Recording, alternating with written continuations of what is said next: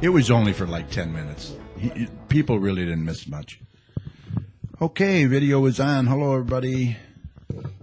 Good to see ya. Good to see ya. All right. All right, here we go. Hello, Tom. You ready? Always. All right. Above normal weather for the next week and a half or so.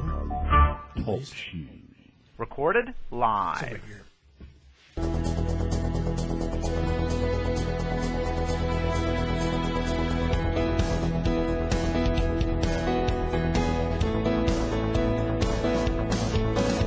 Good evening and welcome to Garden City Community Chat. This podcast is dedicated to promoting our community and yours, offering news you can use and much more. And now, Garden City Community Chat.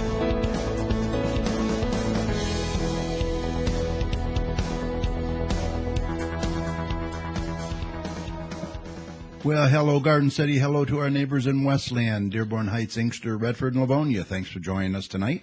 You are listening to Garden City Community Chat, show number 282, Michael. Wow.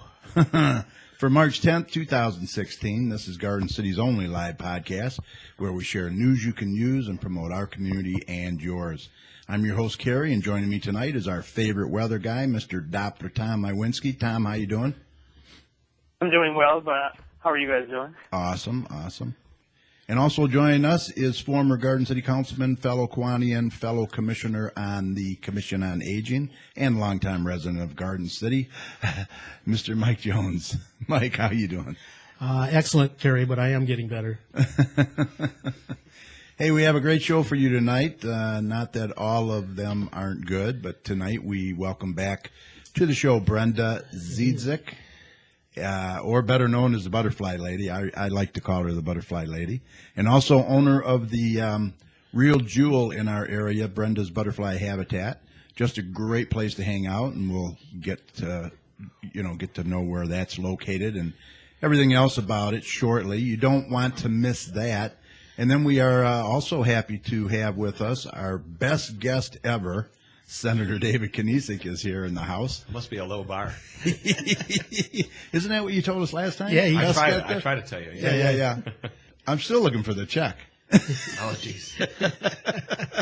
And we'll have plenty to talk about with him as well. And guess who else is back with us for another gardening season? Joey and Holly. Wow. With their 2-minute gardening tips.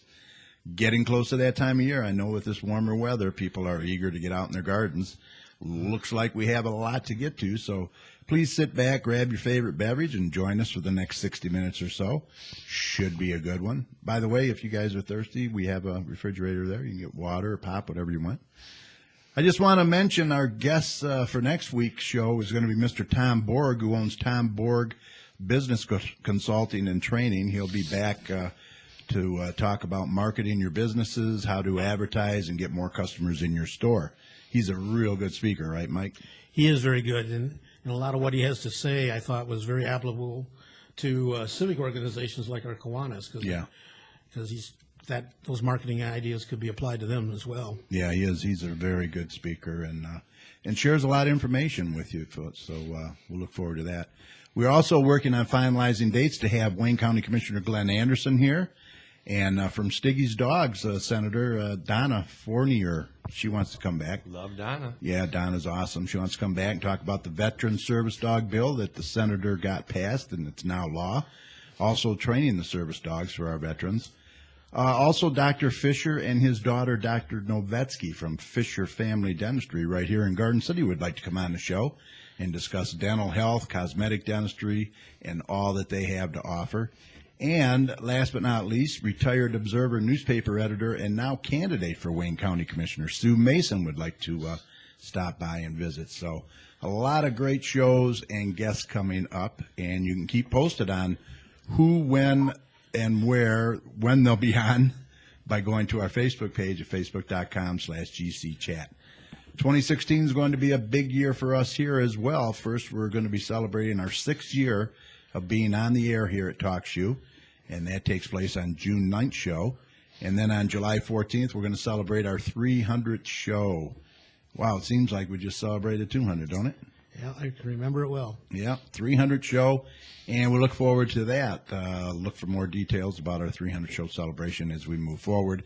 And don't forget, on top of all that, we do have several great community events that we will be talking about throughout the year, not only here in Garden City, but Westland and the surrounding communities as well. And we'll be here to announce those. Mike will be for you as well as we get them, and we'll let you know when and where. And then also a presidential election. We don't want to forget that. So what a year it's going to be. All right, remember, we invite you to be a part of the conversation here tonight. All you have to do is call 1-724-444-7444 and enter call ID 82757 followed by the pound sign. Or you can join us in our chat room by going online to talkshoe.com and search for show ID 82757. That's going to take you right to our main show page where you'll click on the large join in button. A window will open, sign in as a guest, and that's all there is to it. Once you're in the chat room, you can type your questions and comments at the bottom of the page, and you'll find our phone number and show ID there as well. You can also text your questions to us at 734-788-9319. And don't forget, if you can't join us here tonight, we have that covered. All our shows are recorded, so you can catch us later at your convenience, which several of our listeners do by going to our main show page, where you'll find all 282 shows listed for you in order, all the way back to our very first show in 2010. And we are also in iTunes. Just search for GC Community Chat. The audio from tonight's show will be posted on our Facebook page at facebook.com/GC Chat about 30 minutes or so after we sign off tonight, so please look for that. And if all that wasn't enough, Mike. Yes, sir. We are also doing a live unedited video of tonight's show, so you can put a face with the voice, and that will be available tomorrow on our YouTube channel, youtube.com/Community Chat Show. Please look for that, and while you're there, why not subscribe to the channel? That way you'll be notified when we post future shows. All right, let's get Tom in here and see how long this warmer weather is going to last, and then we'll visit with Brenda, the Butterfly Lady, and Senator Knezek. And please stick around, because a little later in the show, we'll have Joey and Holly back with their 2-minute gardening tips. And then Mike is here to close out the show with his community announcements, as always. All right, let's get Tom in here. Okay, let's get a check on the weather with Doppler Tom, see what he has in store for the rest of this week and the weekend. Tom, what do you have for us? Hey, Tom. How are you? I'm doing all right, but, I mean, it's pretty interesting what a week can do to us in the state of Michigan. Yeah. Last week we were dealing with cold temperatures, snow, and then this whole pattern shift happened. I think that happened when Brenda came back from Mexico. She kind of brought some warmth with her back from Mexico. Yeah. We're definitely dealing with much warmer temperatures here in Michigan, and there's even a little bit of record-breaking temperatures over the last few days. We started out early in the week into the 50s, and then they kind of rolled into the 60s. And a few days during the afternoon hours, we got up into the lower 70s, and that broke a record yesterday. So we were dealing with a much-needed change in Michigan, and it's a much-welcome change in Michigan. And as we get into tonight, we have been dealing with a little bit of rain during the overnight hours and throughout the day, but the majority of the rain has been to our south, and we'll get into that in a minute. But the good news is that the rain has really been missing us. We've been dealing with this warmth, and the days haven't been too gloomy. And I mean, we dealt with some clouds here and there, but overall they've been pretty nice afternoons if you want to start getting some outdoor work going. And it's definitely interesting. As we get into the rest of tonight, like I said, we're going to still deal with a lot of these clouds out there as this system begins to pull away. And we are going to get a little bit on the cooler side tonight, probably in the upper 30s. So it is going to be a little bit on the chilly side, but we won't go below freezing. But as we get into Friday and Saturday, the sun will reappear, and we are going to be on the rise with temperatures again in the 50s and 60s. So that's a nice change. Well, Tom, Brenda wanted to say something. you are very Brenda, very welcome. I'll bring the warm weather to you anytime so that you have a good weather report. Brenda, thank you very much. Everyone loves the warmth, and I mean, it's always nice to see Brenda. If you know her well, she's a very lovely lady. Yes, she is. Yeah. we'll get into her segment shortly. So I'll be quick. As we get into the weekend, like I said, Saturday is good. It's more of a drier day. So if you have any outdoor plans, Saturday looks better than Sunday, because Sunday we're going to be dealing with another frontal system moving in, and there's going to be some rain moving in. Not snow, but rain as we get into Sunday. And into Monday as well as the system lingers. But those are the only 2 days I see rain. As we get into Tuesday and beyond, I see that the rain chances will begin to diminish, but the temperatures will not diminish. We'll probably be in the 50s and 60s for high temperatures all of next week. So that's a very nice change. It's pretty interesting because if you're here in Michigan, you're waiting for that cold to come back, Right. but I don't really see it coming back yet. Yeah. But I will put a disclaimer out there because Michigan in spring, they do have a history of getting a little bit on the colder side at least once. You know that, Carrie. Sometimes it could be warm for a very long time, but it always has that last revenge. And I'm not going to say that it's not going to snow again before Right. we get warmer in the summer, but you never know. But the good news is that I don't see that in the future, and I don't see any temperatures below freezing in the future. So that's some good news. But as we expand outward, all these storm systems that are bringing us the warmth is bringing some crazy weather across the southern United States, especially across the Gulf Coast states. They're dealing with a lot of rain down there. That's why it's been so nice here, is because this system has been kind of stretched out and bringing a lot of rain to the Louisiana, Mississippi, Arkansas, especially those areas, and they're seeing historic rainfalls and flooding out there. And one little thing I do always want to say, and people never listen, I don't understand why they don't listen, but they never do, is because I don't know why they're impatient or whatnot, but you never want to drive through flooded waters. You Right. never want to go past a barrier that is a road barrier that is closed off for a road because it's flooded, because it's closed off for a reason. And some people do not trust it, and they go around the barriers, and they cost them their lives. And I mean, it's as simple as that. You always do not want to drive through floodwaters, even if you're right there and your house is right around the corner. Your house is probably flooded too. And I don't.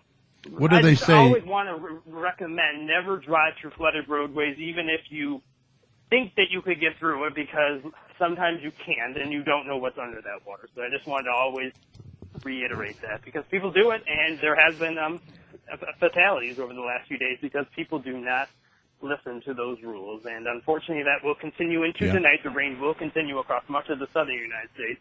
And across the western United States, they're finally dealing with a little bit more rain and snow across the entire West Coast, which is great news, because they love the snow, because all that snow is really building up their water reservoirs as we get into the spring and summer. When it all melts, it goes back into the rivers. And they do love the rain this time of year as well, because obviously they need all they can get with that drought out there. But if you want to continue to deal with this nice weather, just go to my website, keep updated, DopplerTomsWeather.com. Hey, Will hey do. Tom, if we're going to have another cold spell before summer, try to avoid April 8th and 9th, will you? I'll pick up the red phone. I'll write down that date, and Thank you. I'll try to avoid that. The hot Yeah. phone. What's Yeah. April 8th and 9th? First two home games at Comerica Park. Oh, that's right. That's right. Yeah. You're back on the books then, aren't you? Yeah, probably. All right. Thanks, Tom. Yeah, what do they say? Don't drown, turn around, right? When you see that flooded streets. Yeah, it's, turn around, don't drown. Right, right. All right. At this time, I'd like to welcome back to the show Brenda, the butterfly lady from Brenda's Butterfly Habitat. And also joining us is Senator David Knezek. Welcome, you both, and thanks for joining us tonight. I'm talking about butterflies, and she's talking about politics. There you go. Oh, my That's goodness. how we're Role doing it reversals. today. Role Yes. reversals. Oh, my goodness. That's a good one. I like might that. not end up with too many friends. That's the theme for these elections. Yes, exactly. Not too many friends. So, Brenda, let's start with you. For those that have not heard about you, and I don't know how they could not, and they don't know about the habitat, why don't you give us a brief bio about yourself? How'd you get involved with butterflies? Let's start there. I always had an interest as a child for nature, and when I got older, I just thought I'd like to see the butterflies they used to see. So I just started doing research and planted a butterfly garden. Then I started lecturing. I created a nonprofit butterfly organization I was the co-founder and president of. I wrote a book. I published a book. I've done research in Ecuador and Mexico and Yeah, you've been all over. yeah. And Is then there any one particular butterfly that you like more, or is it all of them?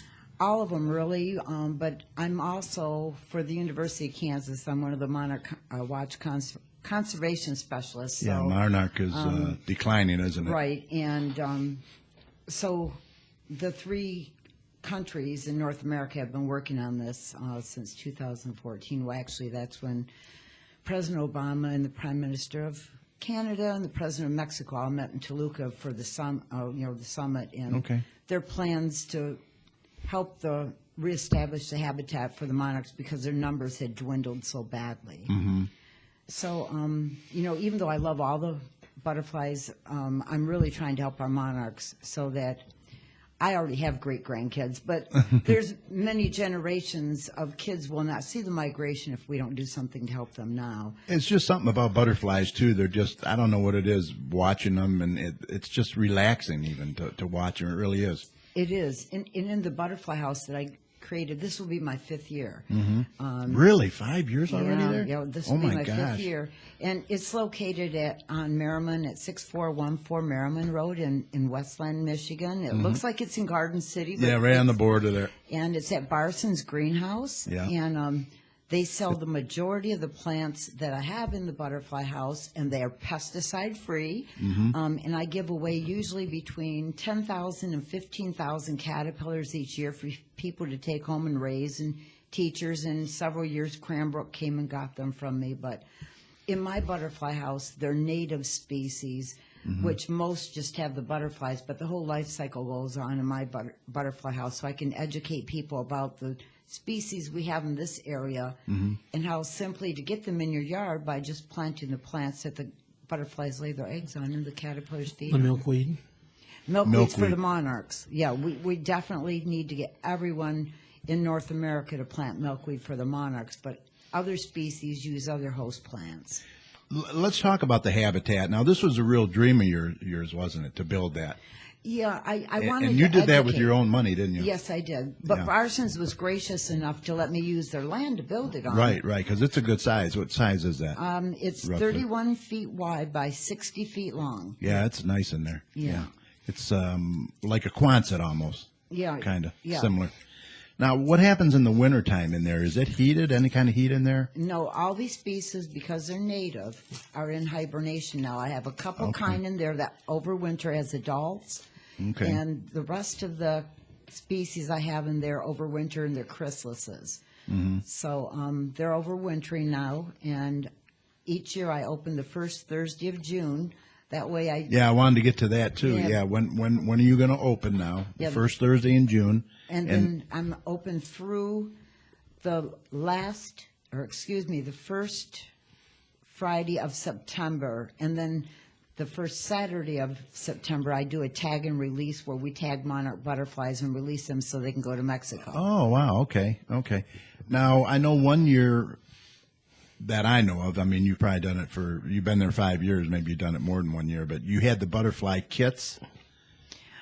Did you sold them 1 year, I think? I did that. Are you going to have those again, entertain that again, Well, maybe? I'm or- not putting those together, but at the butterfly house, I do sell the pop-up rearing containers. Okay. So, the monarchs are the only caterpillars I charge for, and because I raise money for Monarch Watch, I charge a minimum of $1 a piece for those caterpillars. Okay. All the rest of the species I give away for free.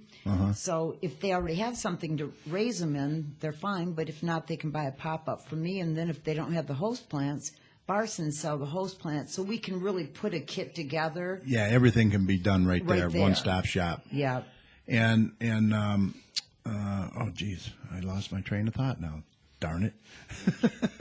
Is it age? Age, I is that think. what it Yeah. is? I'm having a senior moment. Oh, my whole life is a senior moment. Oh, I know what it was. Now, people to come to the habitat, that's completely free. They can come in there, but you do take donations, and Yes. and we urge that people do give donation because it's a wonderful thing. And it helps me to, maintain it. You know, each year I buy new things, but it isn't required. I didn't build it to get my money back. I built it to educate. Yeah, it's definitely worth going to just to hang out. I mean, with your grandkids or your kids. It's Are the spiritual. schools starting to come in there more now with the kids? I get school groups all the time. Good, and 'cause I get garden club groups and. Because field trips are almost a thing of the past now with these schools because they don't have the transportation, I guess. Mm-hmm. So it's nice to see that they're coming in there and utilizing it.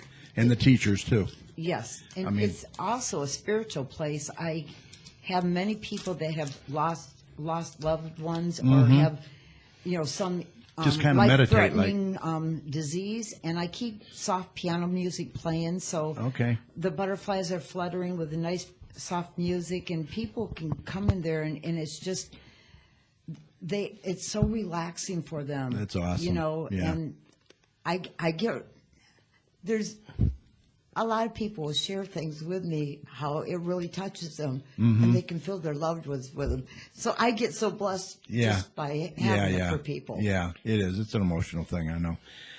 You also wrote a book. Yes. Just the one book so far? Yes. And that's available at the Habitat. Yes. And on You have T-shirts and shirts too, I think. Yes. Now, what does the book sell for? The book is $19.95 plus tax. Okay, very reasonable. Yeah, and it's they can called- pick it up there. Yes. Now, what if somebody wanted to? Let's say they can't make it to the Habitat, but they'd like to make a donation, or they'd like a book. Is there any way that they can contact you to, possibly do it through the mail or something? Yes, they can. They can go to my they can go to my website. It's what is it? Well, you're on Facebook too, I know. Yeah, I'm on Facebook. Facebook's Brenda's Butterfly Habitat, but That's probably the best way, really. butterfliesinthegarden.com Okay. is my website. Okay.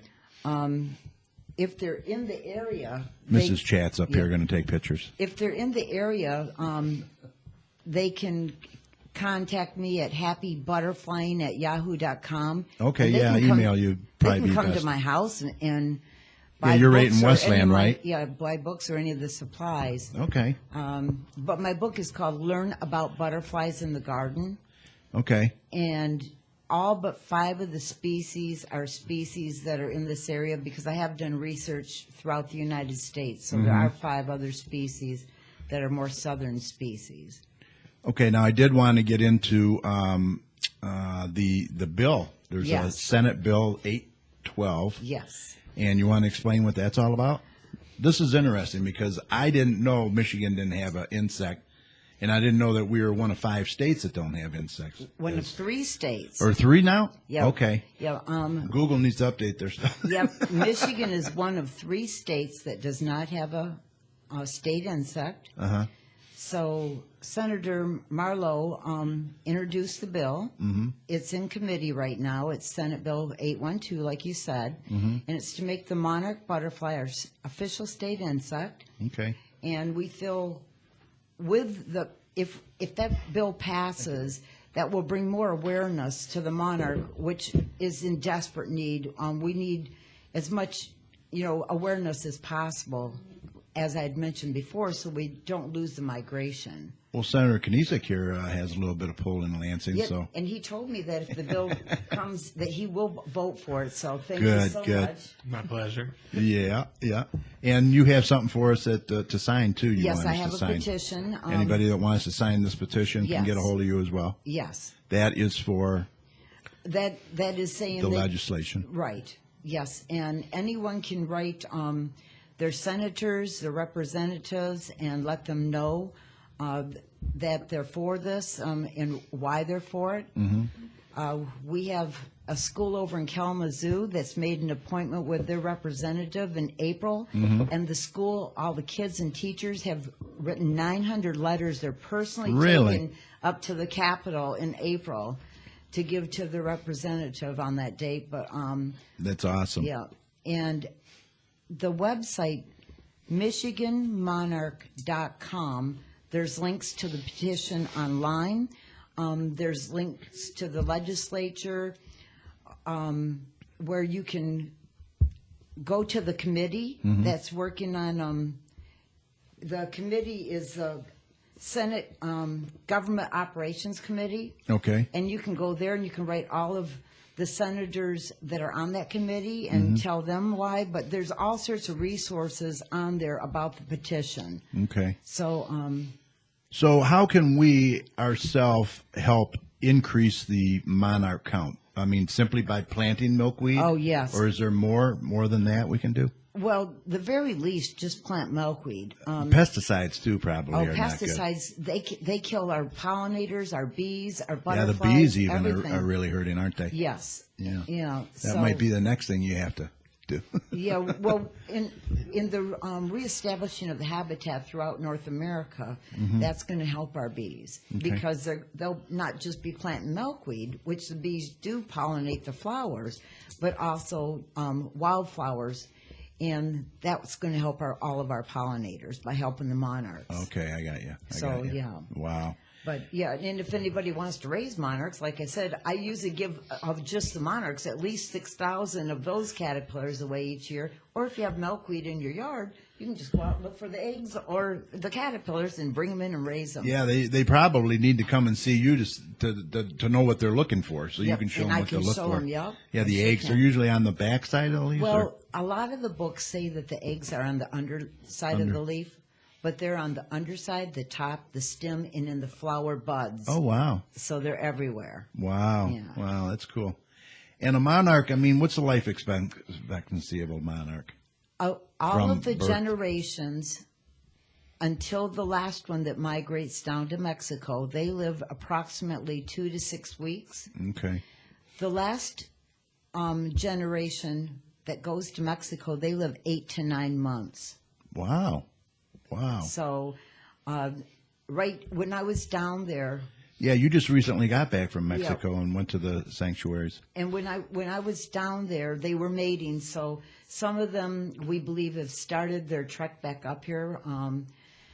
Not all of them. There's still some down there, but they'll mate usually towards the end of February, beginning of March, and then they start their journey back, laying the eggs along the way, and then they die, and then the kids end up back here or back in Toronto. That's crazy. That's something. That is something. For something that just is featherweight to be able to take off from Toronto and go down to Mexico, Yeah, and yeah. then make a journey back is just remarkable. Just ride the stream, the airstream, I guess, huh? Yeah, they do that too. Yeah, Yes, glide yes, a lot. Yes. So you were in Mexico. Tell us a little bit about that. We talked earlier before we went on the air Okay. that it was something, the 5 acres, and now it's up to 9 acres. Oh, okay. Back in back in 1996, 97, there was approximately 51.8 acres of monarchs. Oh my gosh. And then back in 2013-14, the numbers dropped from 51.8 acres down to 1.65 acres. Oh my gosh. And that's Wow. when the three countries got together at the summit to discuss what they do. And then last year, the National Wildlife Federation partnered with another group, and with the U.S. Fish and Wildlife Department teamed up with the National Wildlife Federation to Okay. come up with a plan to help the monarchs, and they put forth $2 million. And there's funding from other places coming in to reestablish the habitat. And so from 2013-14, when the acreage was 1.65, this year it was up to 9.91 acres. Wow. So it did increase quite a bit. Yeah, But to have a sustainable amount of monarchs down there in case there's fluctuations in the climate and different factors, we need to have close to 15 acres of monarchs Wow. to sustain them. So, but going from a little over It's- 1.5 acres going up to in the almost right 10 direction. acres, yes, it is going in the right direction. yeah. So how long do you figure it's going to take for them to get that sustainable 15 acres, you think? I mean, Well, it's hard to say, right? last year we had 2.67 acres, and this year we had 9.91. Okay, so So if everybody Yeah. keeps working extremely hard throughout That's North pretty good America. odds, yeah. We should make it next year. That would be wonderful if we could. Yeah. That would be absolutely wonderful. Yeah, well, start planting that milkweed out there. Yes. Mrs. Chat, you got milkweed? I didn't want to put you on the spot. Yeah, there you go.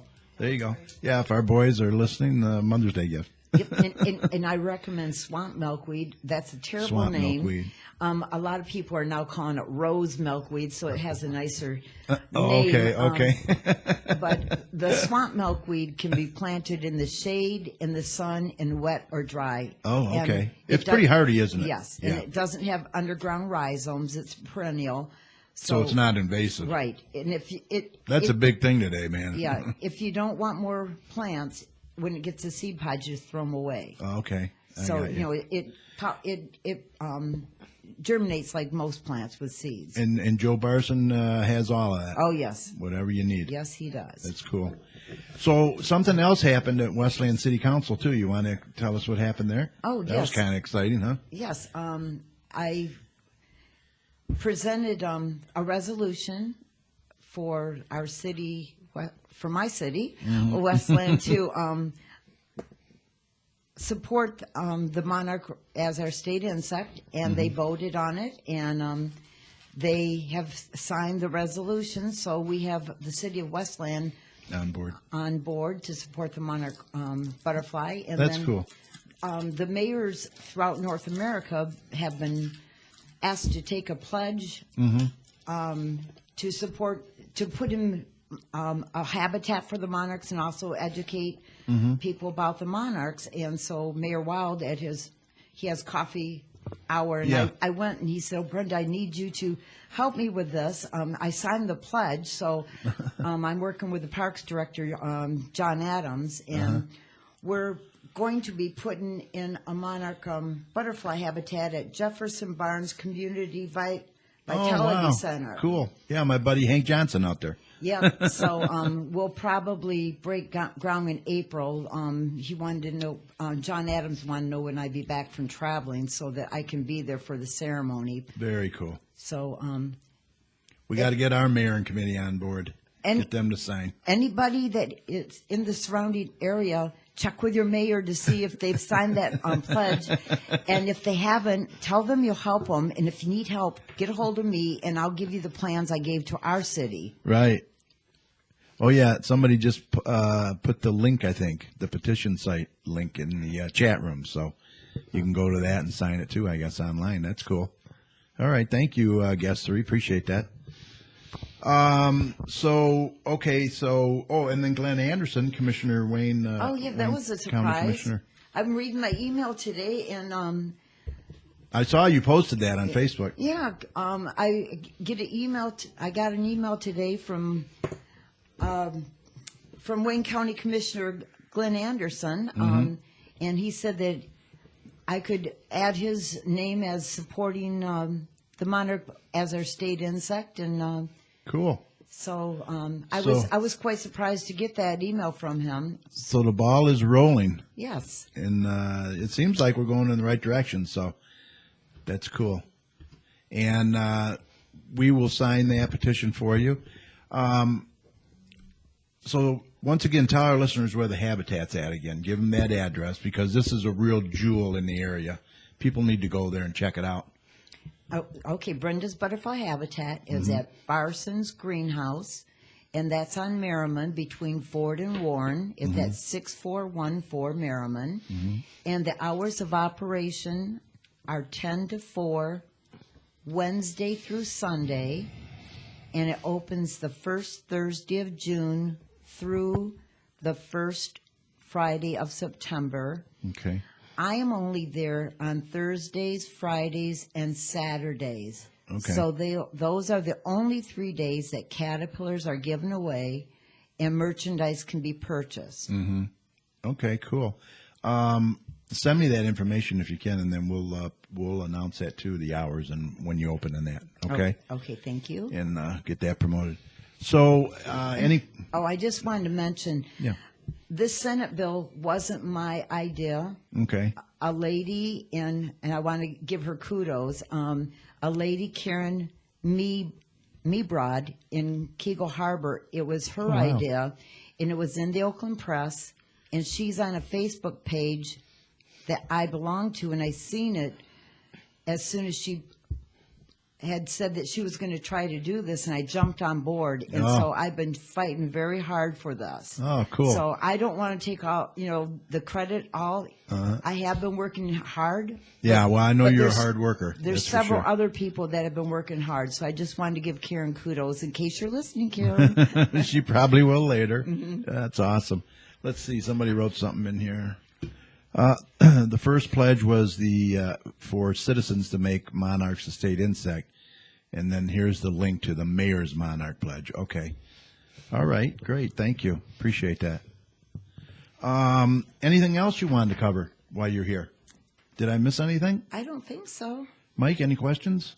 No, I You signed that already, signed the the petition. petition at the Kiwanis meeting tonight when Debbie and Joe Barson made their presentation.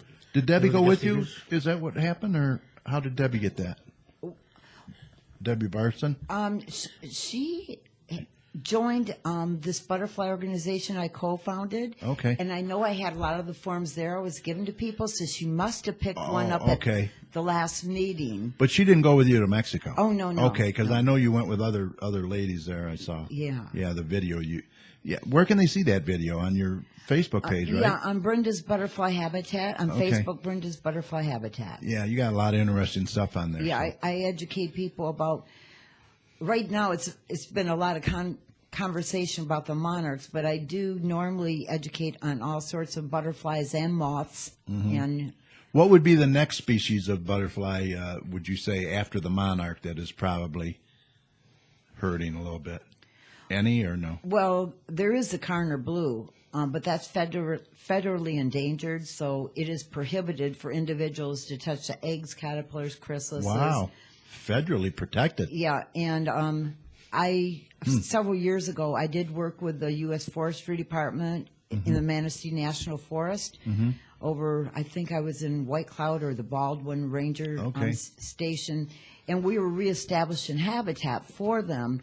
But as individuals, really can't do much to help them because even if their host plant is wild lupin, and even if people planted it, the Carner blue only travels very short distances from oak savanna to oak savanna through corridors. So it's up to the government to help those. So, Yeah. But us citizen scientists, we can help the monarchs. Yeah, that's cool. Senator mentioned Simba at all? I missed her. No, you didn't. The organization that I co-founded and was president was SIMBA, which stands for Southeast Michigan Butterfly Association. Okay. And the group is formed to educate people about native plants and butterflies and moths. And people can join that? And they if can they're join interested? it. It's How they- it's the same price as when we co-founded it back in 2007. It's still Wow. $15 a year. Okay. You can come to individual meetings as a non-member for $3, Okay, and where are those meetings held? and they are held at Nankin Mills, Okay. which is on That Ann Arbor Trail and Hines? Hines Drive. That's where the main interest is, Yeah. on Hines Drive. Yeah, okay. And And what day's that? that is the third Wednesday of every month at 7:00. Okay. And it's a 501c3, so it's a nonprofit. And Uh-huh. each year we give out grants for butterfly gardens for municipalities or for nursing wow. homes or things, as long as you incorporate some native plants in it. So they haven't awarded the grants yet this year. Mm-hmm. Their website is simbabutterfly.org. Okay. Awesome. So, yes. Sounds good. Yes. Well, I want to thank you for coming on. I hope you enjoyed yourself, and I want to thank you for everything you do with the butterflies, especially the monarch butterfly. Mike, anything you want to add? No, they did mention at the presentation at our Kiwanis launch that Barson's greenhouse is gone completely non-pesticide. Oh, that's good. That's a good thing. Yeah, they have. So that's why, people have. Is that what they're saying the brunt of it is, why the monarchs are down so low in Mexico, the sanctuaries, because of the pesticides? Well, all of our pollinators, Because Okay, pesticides kill every insect. They don't Right. just say, well, your butterfly won't kill you. Yeah, the bees I know are Yeah. really hurting too. And there have been people from all over the United States and even Canada that have come to the butterfly house since I've opened. Mm-hmm. They find out about Facebook. I had one lady travel from Philadelphia, Pennsylvania, all by herself Oh my gosh. just to come to the butterfly house. And I had Wow. a professor from Houston A&M that came up there. And, you know, That's it's cool. Just, yeah, it's just amazing. Yeah, that is cool. Yeah. Signs get posted on the expressway as a. No, not yet. Joe was going to try to do that, and I don't know what happened. Oh, okay. But Probably check into that. Because Yeah. She was going to be, because that's what, Like billboards? it was going to be a marker. yeah, Oh, on the okay. sign that said Brenda's Butterfly Habitat, Yeah. this exit or something. Oh, okay. And That would be nice. Yeah, Joe was going to do that, and I don't Yeah. know whatever happened. Yeah, well, I don't know. You know, sometimes with the state. They're good at screwing things up. Yeah, for sure, for sure. Well, we really appreciate you coming on and everything you do, and for those that haven't visited the habitat, please do, because it's really, really something what you've done over there, and make a donation too, Thank you. right, Mike? Yeah, my grandkids really liked it. Yeah, We've been there a couple of times. yeah, Good, good. yeah. We'll have to hit it this year, dear. And- We haven't been there for a and- little bit. No, Mom and I would go quite a Yeah, you and your mom went. Yeah. Well, I'll go with you.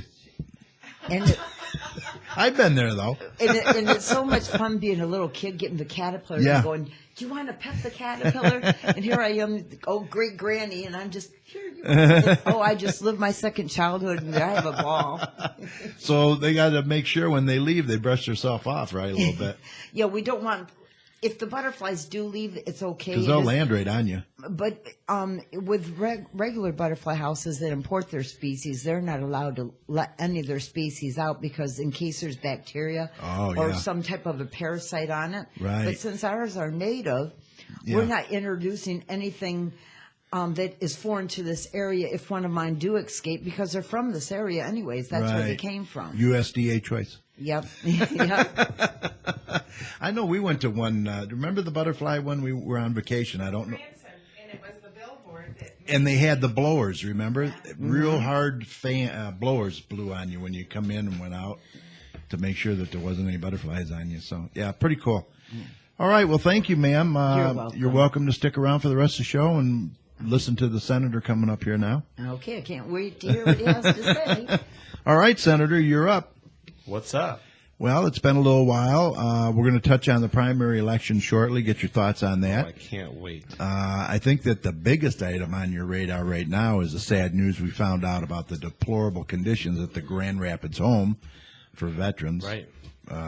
You want to explain that? I was telling somebody the other day, it's like I woke up one Thursday and said, you know what, God, Flint isn't enough, and Detroit Public Schools isn't enough. Yeah. I really need one more big crisis. Yeah, to handle. DPS too. Oh And my gosh. the Auditor General released a report.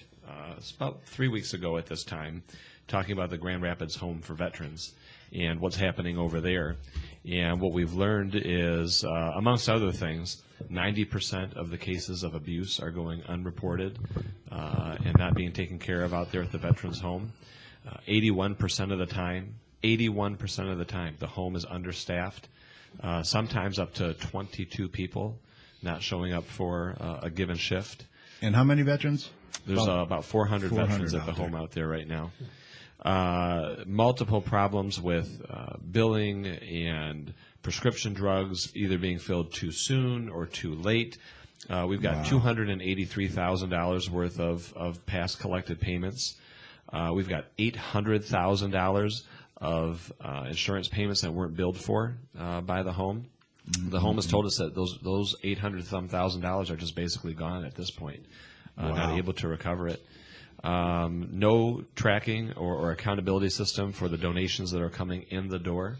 So people that are donating goods and money and what have you, there's just nothing that's being done. It feels like there's nothing good that's being done out there. And so, there's a report that was done back in 2013 on this home. Yeah. And the report that came out on February 18th and 19th was the follow-up to that, to see if the things that were, brought to our attention in 2013 were addressed in the years following that. And what we found is that it's not.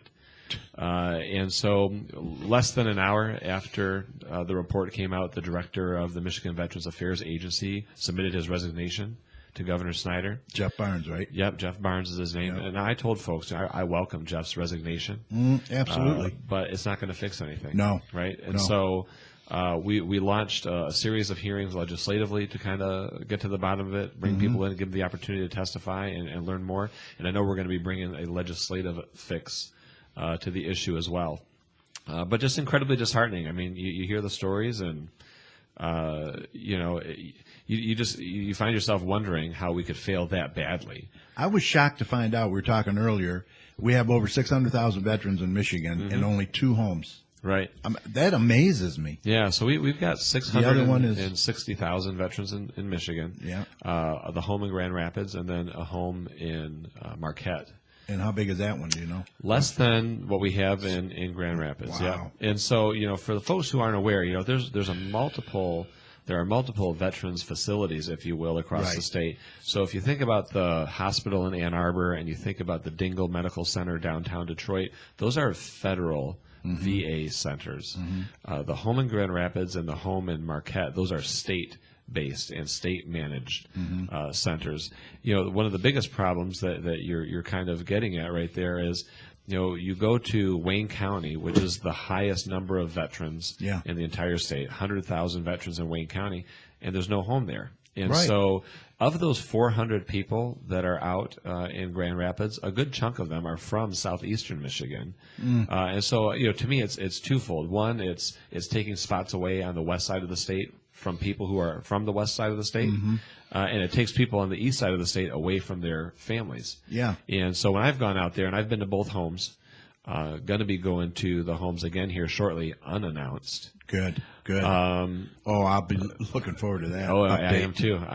You find that a lot of guys, they're there, haven't seen their wives in a couple of years because, to make the 3-hour trip and to get the hotel room and to do the whole 9 yards, it's just a lot for some people. And so they go without seeing their families in those situations. Right. And it's not good.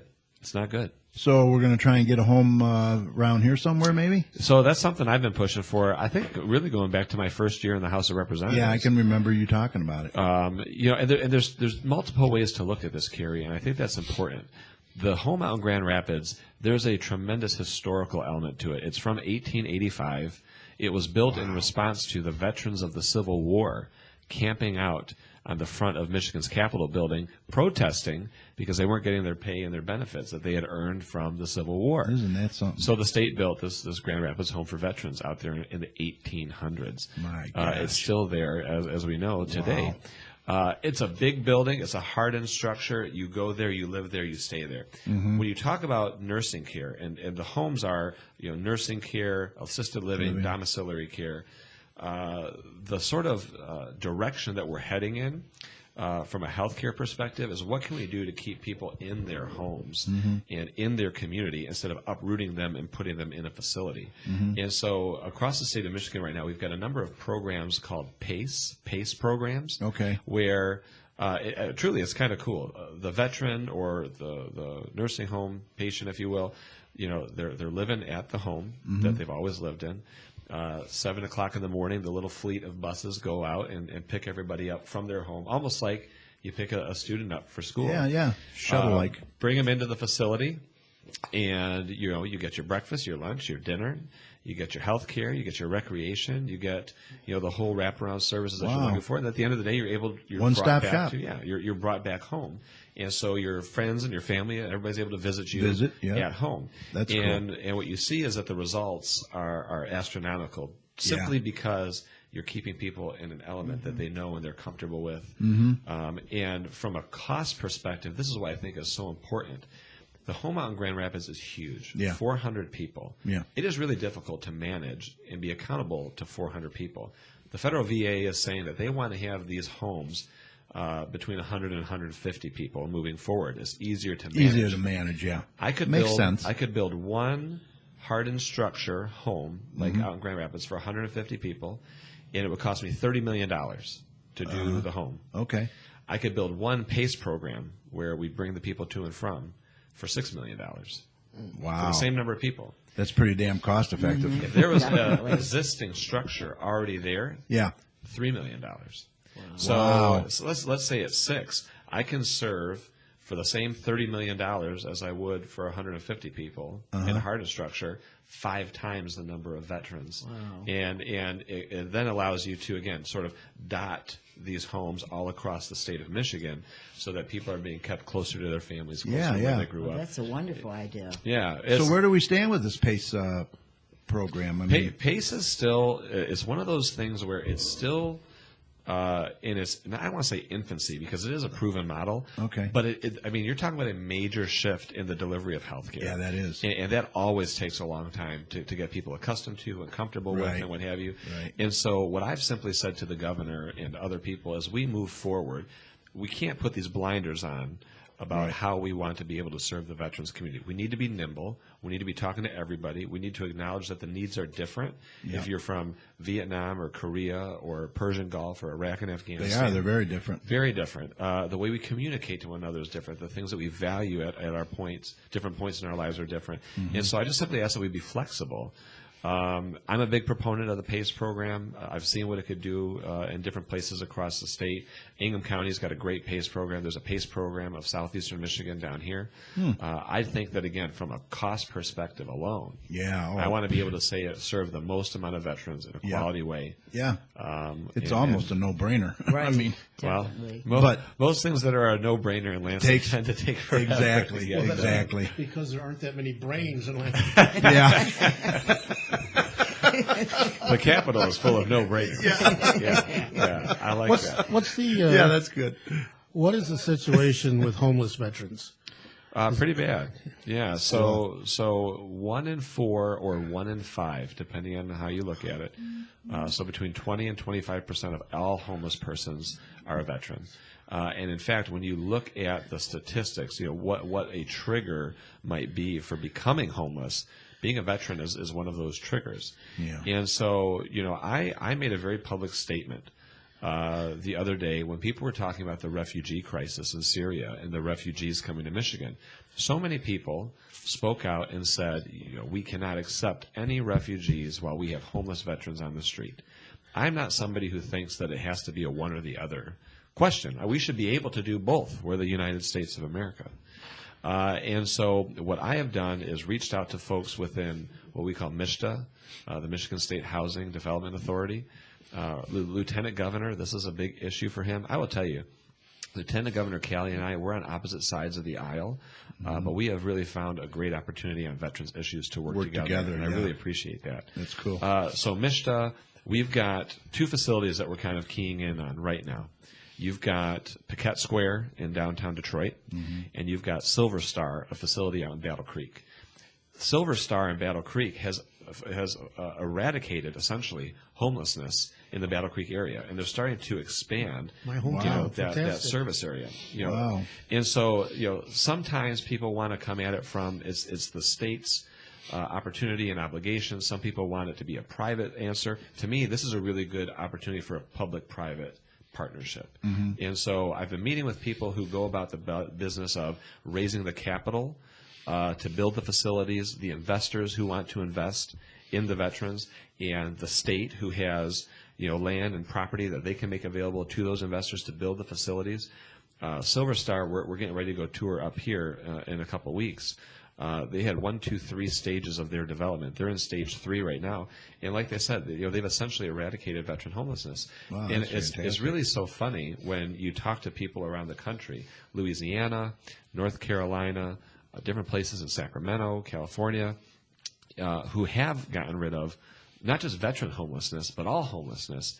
You ask them, you say, well, how did you do it? How did you get rid of homelessness? And they say, well, we start by giving them a home. It's just and hello. so it is so much more than giving the home and then walking away. I mean, that to me is irresponsible. It's about, providing them with stable housing, wraparound services, so that that veteran can get back on their feet, leave the facility, and go out and become a productive member of society. And that's something to eradicate it in the warm climate states like that, because when it's warm like that, they can live out on the street. Right. They don't have like we have here, the cold weather and that. Right. And that's something. That's big. Homelessness, for whatever reason, we all have these things that just kind of pull in our hearts, right? Yeah. There's just something about, particularly in the wintertime, living in the United States, and we talk all the time about how we're the greatest country in the world, and I believe that. Well, Bernie and Sanders. I can't understand why. Richest country on the planet of the earth, he says. I can't understand why we just allow this to persist. We should not have that in this country. I know. And when you think about some of the bitterly cold days that we had this winter. Oh my God! Imagine being out in the streets. I know. I do think of that, and it's just unbelievable. And what's fascinating is when you look at how quickly and how easily you can go from being, working a job, 40 hours a week, owning your own home, to being on the streets. Yeah. It can happen in the blink of an eye. Yeah, it can. I'll tell you a quick story. I won't use any names. Friends of our family moved here from Texas. Lady works at a local business. Husband's a pastor. The church went through some rapid downsizing. His pay got cut by over 50%. Wow. They've got 4 kids. That's huge. And before you know it, $10 an hour at the local business, and your pay, you're raising Can't 4 do it. kids on $30,000-$40,000 a year. It's not Couldn't make their house sustainable. payments, and they got booted out of the house. Oh, You've got wow. a pastor, a man of the cloth, that's out in the streets. Now, I'll tell you, luckily, they were able to get things in order, and a lot of support from family and friends, and they've got a new home that they're in, thank God. But, it could happen to anybody. It could happen to Anytime. you. It could happen in the blink of an eye. Yep. And, to me, demonizing the folks who are poor or demonizing the folks who are homeless, one, incredibly un-American, in my opinion. And we can just do so much better than that. And it's not about a handout. I say this all the time with veterans. It's not about a handout. It's about a hand up. Yeah. People are falling on hard times, and what are we doing to help them out, get them back on their feet? Because the people that need the help, Carrie, I will tell you this, the people that need the help don't want it. You're They're embarrassed right. to ask for it. You're right. They're embarrassed to ask for it. A veteran's very proud. Absolutely. They will not ask. And I'll be honest with you, a lot of them don't want to go into these shelters. Right. They don't want to go in there. They don't trust them. It is. It's a tough nut to crack. Yeah, it's very tough. And so, I always approach it with the understanding that you're never going to get everybody. I know there are veterans that live over here behind Kmart in Garden City. Yep. They Yep, I don't know. want. They don't want to live in a shelter. They don't want to live in a home. They like being in the outdoors. Yep. They like being away from everybody. To each their own. I get it. But for the ones who want to come off the streets, Right. the ones who want to work, And we gotta the at ones least who try, maybe you have, know? yeah, Right. maybe they have a problem with drugs or alcohol or what have you. You're going to spend far fewer dollars getting them the help that they need Yep. than allowing them to remain on those streets. It is such a simple formula. This is one of the great things about Medicaid expansion in the state of Michigan and across the country. When you increase access to Medicaid, when you increase access to preventative care and a primary care physician, it's going to cost us and the person who receives it far less than if that person would to walk into an emergency room and treat an emergency room as their primary care physician. Yeah. It's the same thing with somebody who's on the streets or homeless or dealing with depression or alcohol or whatever else Right. it is. They could end up in our prison system Yep. where we're spending $36,000 a year Yep. per prisoner in the state. Yeah. And then Or- their family too were probably Bingo. on welfare or whatever. Or you can spend, say, $10,000, put them through the treatment program, give them the help they need, they're back on their feet, they're back out Right, productive right. member of society. I mean, why does it sound so easy when we're sitting here? It sounds so easy because amongst us, truly, the politics isn't in the way, right? Yeah, it's a and bureaucracy. some people, I will tell you this, and I've said this lately about our governor, and I've been very critical of the governor the past couple months in particular. When you're a hammer, everything's a nail. Yeah. When you're a CPA, everything's a spreadsheet. And a lot of times politicians focus more on the bottom line, and they take the emotions out of it, and they refuse to consider the quality of life elements, and they refuse to consider the fact that we're going to be spending money either way. Yeah. Whether it's on a treatment program or in hospital payments, But those it's so costs much that we more all get cost shared, effective, though, what you're talking. that's the question that we need to ask ourselves. Do I want to spend $36,000 a year on you because for whatever reason you end up behind bars, or do I want to spend $10,000 a year to help you get clean, Right. and back in the And workforce? get your job Yeah. back in the workforce. Yeah, believe me, we're going to end up paying either way. It's a question of how much do we want to pay, Yeah. and what do we want to do, and what type of standard of living do we want to hold up for people in our country and for the rest of the world to see. So you put the question to the guy that replaced Jeff Barnes, Mm-hmm. who inherited a mess now, and you put the question to him. I mean, how are we going to fix this? Right. The You thing know? the thing that frustrates me is, I keep asking about the staffing. And I Yeah. told these guys today in committee. Yeah. I said, you poor guys, you come testify before the Veterans Appropriations Committee, and I'm on the committee. You come before You're the worst nightmare. you come before the Veterans Policy Committee, and I'm on the committee. Yeah. So they get me everywhere they go. and I told them, I said, I'm not trying to be whatever. I'm telling you, every single time you come before me, even if you're sitting in the room, they weren't supposed to testify. I called them up. Oh, okay. I'm going to ask you, when are we going to get this employment, issue addressed? Yeah. It's been 3 weeks or 3 weekends, if you will, since that report came out. Especially when you told me about the contract where they could hire outside. Right. Yeah. So I'll get to that. Yeah. I said it's been 3 weekends since this report came out, talking about 81% of the time we understaff the veterans home. Neither one of those weekends have we met our contractually obligated minimum staffing requirements. I said, are we going to meet our staffing requirements this weekend? They said, Senator, I don't know. They said, to be forthright with you, which I appreciate. Yeah. So to be forthright with you, since January 1st, we have only met our mandatory staffing minimums 8 days. So you figure we're 70-some days into the year. We've only met it 8 days. There have been so many problems with the hiring of the employees out there that one of the first change orders to the contract for these employees was to say that if you can't meet the mandatory minimums, you can go contract out for supplemental staff. I said, why haven't we done that yet? That's been since 2013 that we had the opportunity to do that. And he said to me, and this is very, very important, up until 2011, the employees of this veterans home were state employees. They were union employees. We could guarantee that they would show up for work or they'd pay the price. We privatized those workers in 2011. Went to the court system. In 2013, the transition happened. 180 state certified nurse assistants out the door. 180 private employers come in. And he said to me today in committee, Senator, I don't think that there's a market in the Grand Rapids area for this type of skilled worker. And I said, that is something we need to consider as we move forward and we put this contract up for bid again. We have already demonstrated that there is not a market for these workers in Grand Rapids. So if you simply throw out another privatized contract, there's still not going to be the workers out there. You're underpaying them compared to the rest of the area.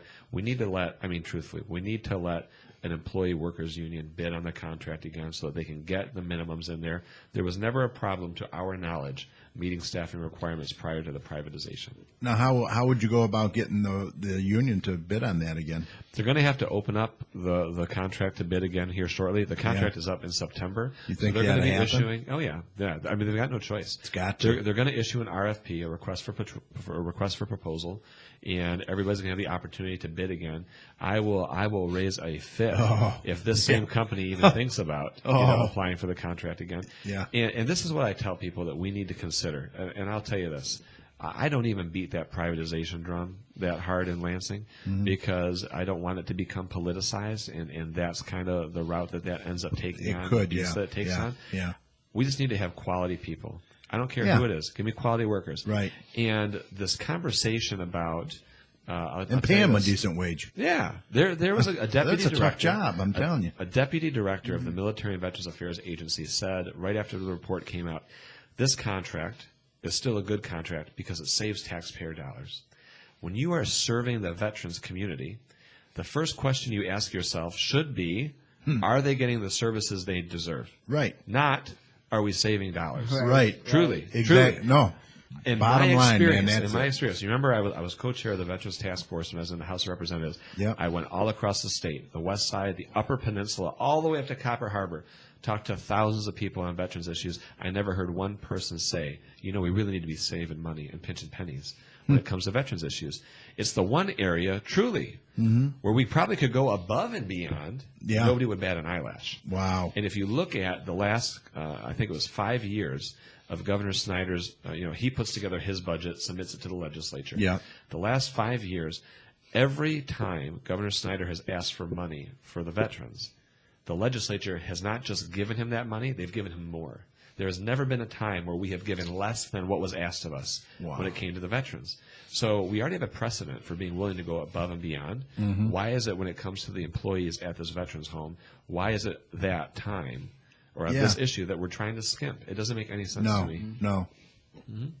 It's insane. So yeah, just another great fight for me to take on. But it's obviously it's a top of everything tremendously else. it's a tremendously passionate issue for me. Yep. In a lot of ways, the people that care for these guys and watch out for them at the veterans home, these are going to be the last people that they see. As true. they depart this world. Well, they deserve nothing less but the best. Yeah, I know. And we had family members come today and talk about some of the horror stories of the treatment. These untrained workers, they just don't know. When you're working there for 10, 15, 20 years, you build a relationship with the veterans. You know what makes them tick. There's a trust element there that's just not there right now. And so we need to rebuild that trust. We need to change that culture and start putting the veterans first. Guest 3 here has a question. How much do they get paid? I've never heard of any retirement home workers making a livable wage. I spoke to people at my mom's rehab retirement, and many had 2 jobs that they had to work. I believe the workers were making $10 an hour. I think that we're coming out with the 6th change order to the contract in the next week or so here to increase the pay a little bit. $12 probably. I think maybe 11 or 12, but even then they're still underpaid compared to absolutely. the other workers in that area. Yeah. So I mean they're underpaid. And somebody tried to say the other day, we went around and we reminded them, their job is to help the veterans and to do that, and they should be good to the veterans. Yeah. And I'm like, as a veteran, of course I want us to be good to the veterans. Yeah. But folks got to put food on the table. Yeah. Right. When you're making a decent wage, when you're not having to worry about working 2 jobs. I mean, all these workers are having to work back-to-back shifts just to try and meet some of the staffing. Some of the wards aren't staffed at all. Yep. It's after a while you say to yourself, I want to help the veterans, but I got to make a living. Yeah. I got to put food on the table for my family. Right. How can I help somebody else if I can't take care of my own family? It's a tough place that you put people in. Yeah, it really is. It really is. All right, let's move on to another favorite topic of yours. What is Education. Education's my DPS. favorite. Wow, what a mess, eh? I tell you, it's. They got a new emergency manager, though. He's called the transition manager. Yeah, well, okay. Yeah. But he took Detroit through the bankruptcy. He's a judge. Judge Rhodes, former yeah. judge. Yeah. I kind of like the guy, I think. Judge Rhodes is a good guy. He seems very fair. The thing that impressed me about Judge Rhodes off the bat is he said, I know money. I know bankruptcy. Yes, he does. I know fiscal instability. Yeah. He said, I don't know academics. Well, And so he hired, 2 days ago, a new superintendent Yes. for Detroit Public Schools. she got really emotional. Did you see that? I didn't see it. I met with her boy. yesterday. Very passionate about her kids. What's so important about Superintendent Merriweather is that she is a product of Detroit Public Schools. Yep. Started it when she was 4 years old in the Head Start program. Mm-hmm. She graduated from Detroit Public Schools. She taught in Detroit Public Schools starting in, I believe, 1995, and she's been in the administration of Detroit Public Schools. It's a very good choice. I think. It is so important. So important. And this is something that truly only happens across the state in urban areas, and to be forthright with you, predominantly African-American areas, where Yep. the legislature feels like the urban areas can't govern themselves, which is ludicrous. We would never dream about taking the superintendent out of Livonia or Garden City Yeah. or anywhere else, but the legislature won't blink twice when it comes to an urban area. Superintendent Merriweather grew up in Detroit. She knows the system. The fact that Judge Rhodes has said, I need her at the helm, Yep. steering this ship, I think says a lot about his character and his integrity, Yeah. And has given the teachers and the staff of Detroit Public Schools, this is a tremendous vote of confidence for them Yeah. to see really one of their own, somebody who went Yep. through the process just like them, now running the ship. And speaking of him knowing money, they're not going to be able to pay any teachers after what, April 8th? Terrible scenario. Yeah, Oh, my he gosh. testified in front of the House committee Now what yesterday happens? that April 8th is going to be, sort of the start of these payless paydays. What happens now? The legislature needs to get this bill done. Yep. We've been working on legislation for a long time. I've said that there's a key group of priorities, if you will, that's sort of driving my decision-making process on this. Number one, when Detroit Public Schools was taken over by the state of Michigan, they had a surplus in their budget. Yep. Since that time, the state of Michigan has ran up a $515 million budget deficit. The state ran it up. The state has to pay the bill, without passing the responsibility onto the backs of everyone else. This is something. Good luck. Actually, it's Is it there? It's going to happen, I think. Is it? Yeah. So this is the great thing about What are they the going to district steal I from to represent. pay for that? I have a district. I have a district that is 50% Detroit, 50% suburbs. Okay. I want the Detroit debt paid off. I don't want it paid off on the backs of Garden City students. Right. That's not fair. And so the deal that they're working out right now is going to be the non-homestead property taxes that traditionally go to the school aid fund for Detroit are going to be used to pay down the debt until that debt is paid off. And the money that would have been lost otherwise from that is going to come from, they're going to get rid of a tax loophole for the insurance companies in Michigan. It's going to, I know, but believe it or not, What? it's going to give us an $80 million boost to the school aid fund every year. So no students across the state will take a hit at all. Oh. Insurance companies are gonna Yeah, have I know. So have to what's the pony holdup up. now? I And know. I worked for insurance Well- companies for about 20 years. Yeah. I find that hard to believe. So You the almost debt fell out of your chair. the debt piece is part of it. The debt piece is part of it. The other piece is the EAA. I've talked about this before. The Education Achievement Authority. Yeah. It's failed. It's got to go. Yeah, I agree. We need to return to an elected school board that's responsible for running the school district. I think that's important.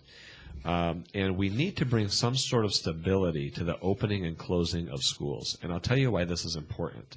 I thought the EAA was gone, no? It's not yet. Oh, Not yet. okay. People have It's accepted close. the fact that it's going. Yeah, it's close. The reason we need to bring stability to the opening and closing of schools is a couple reasons. I'm going to give you a landscape in Detroit right now.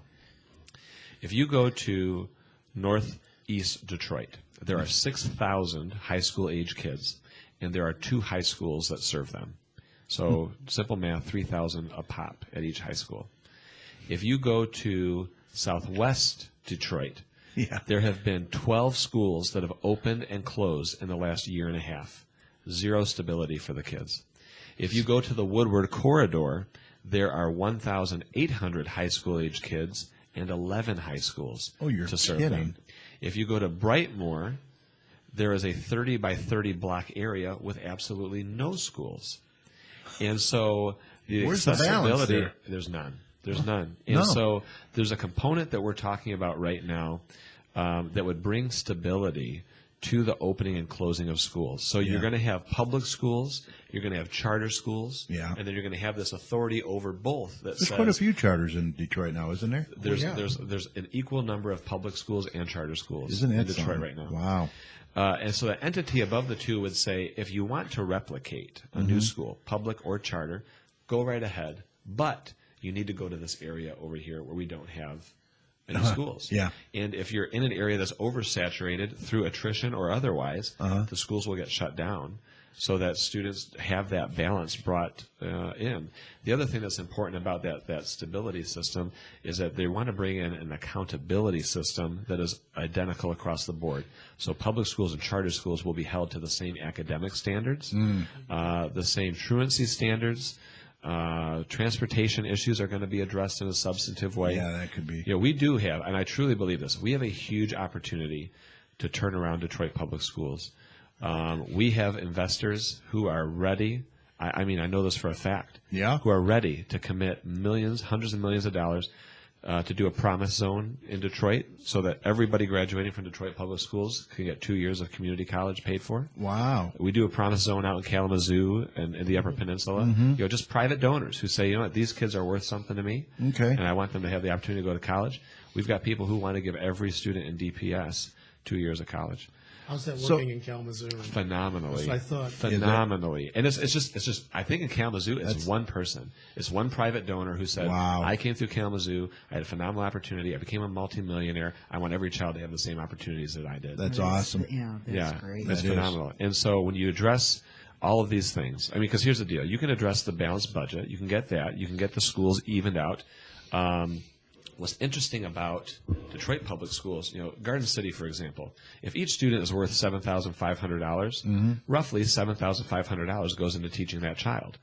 In Detroit, because there is that tremendous debt burden, Yeah. over $1,300 of the money that goes to Detroit per child Yeah. doesn't go to the child, it goes to pay off the debt.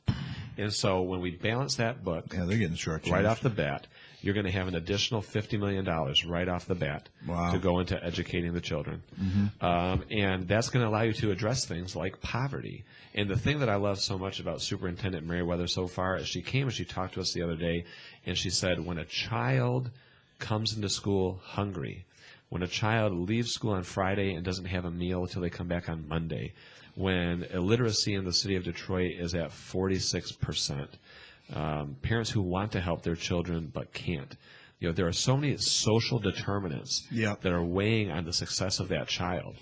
When we can address those in a holistic way, Yeah. nurses, social workers, you name it, They're defeated before they even start. they're set up for failure. Yeah. That's exactly it. Yeah. She says we're going to free up the dollars, we're going to get a balanced book, we're going to be able to focus on the things that are going to truly allow the kids to be successful.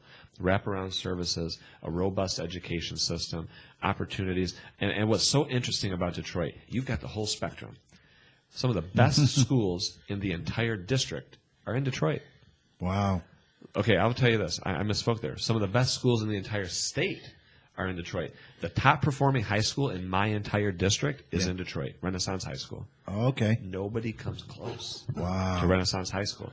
So you've got some that are just knocking it out of the park, and you've got some that are doing just terrible. Now we It just is- need to it's- melt it all together. That's right. That's right. Get everybody pulling in the same It's direction. there. It's there. Just It got is to there. work it. It is there. We just got to get it done. Yeah. And I'm really hopeful that we can get it done before we go on spring break.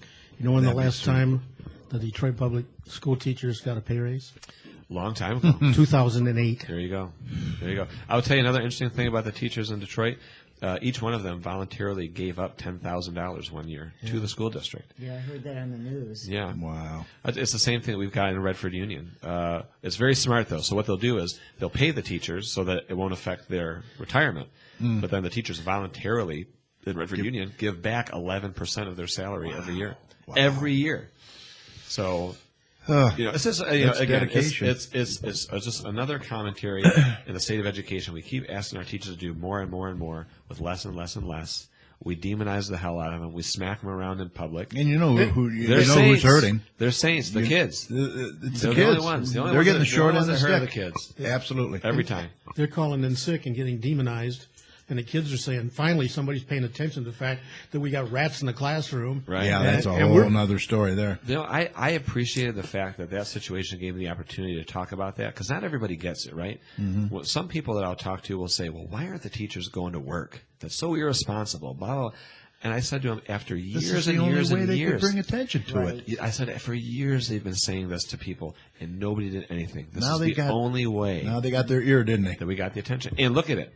Within 3 days, the mayor ordered every single school in the city of Detroit to be inspected Yeah. and have Yep. the results published online so that we know just how bad some of the systems are. If schools, pitiful. again, if schools in Birmingham Yeah. were under the same conditions, Oh, as my the school, God. the parents would be in an uproar. Oh, yeah. Absolutely. And they would thank God. They'd be on their knees thanking God that those teachers stood up for those Yep. kids. Yep. It's not right that we demonize the teachers in No. Detroit. It's no. not right. I agree.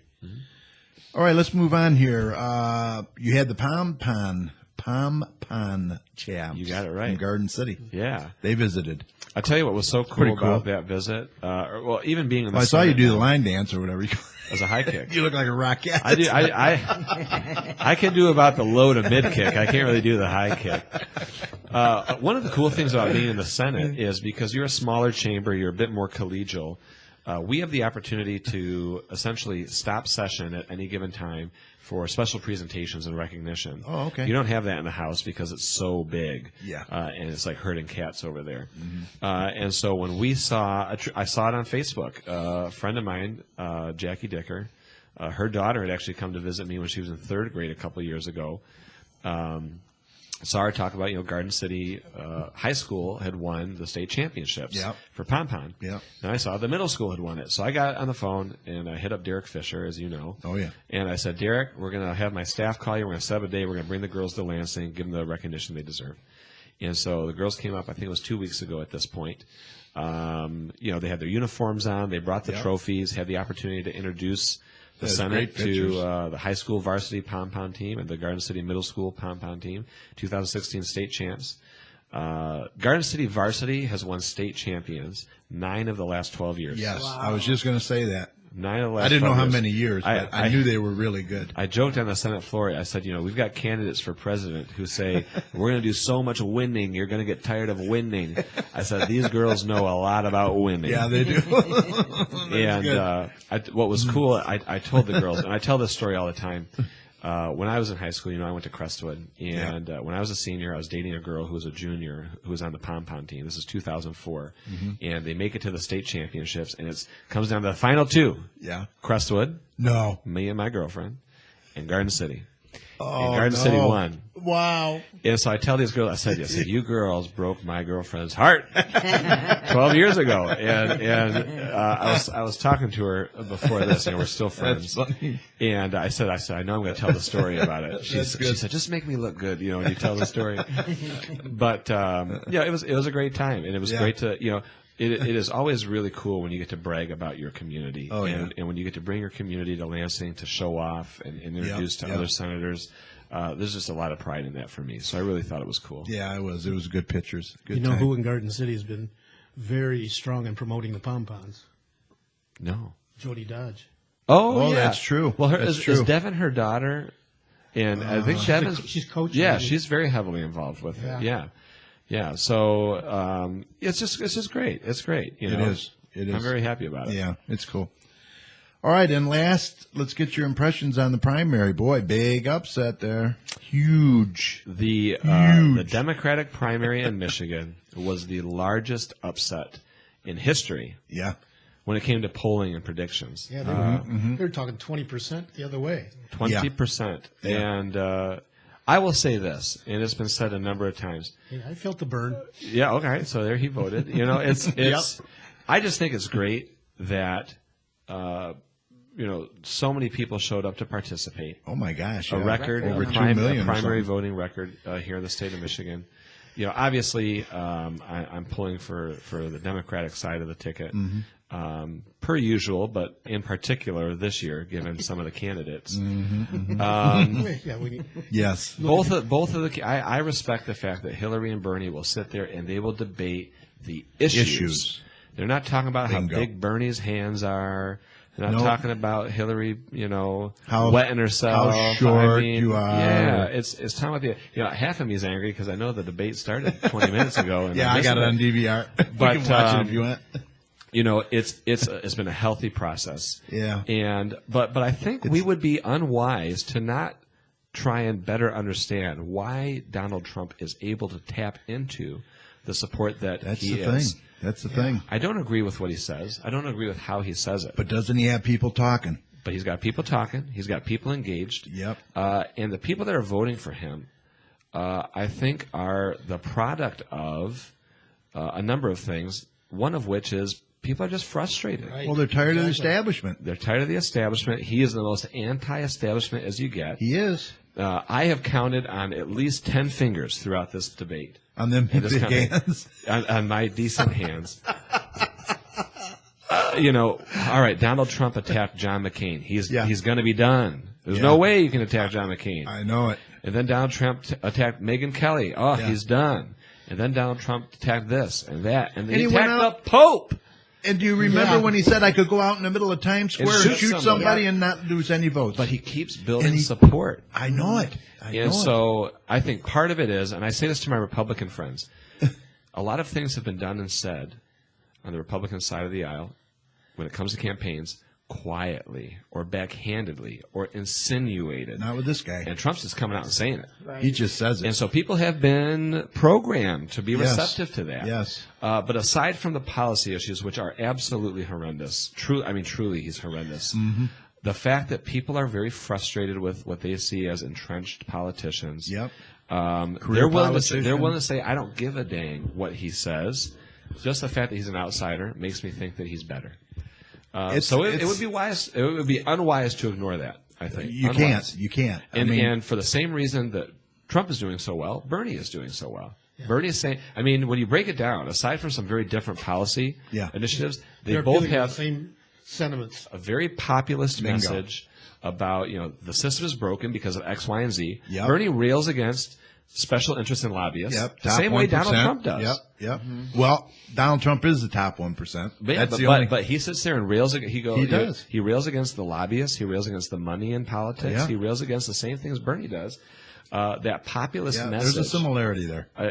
Regardless, Not taking money from any. Yeah. At the end of the day, it is exciting for me as a young, progressive, socially liberal person.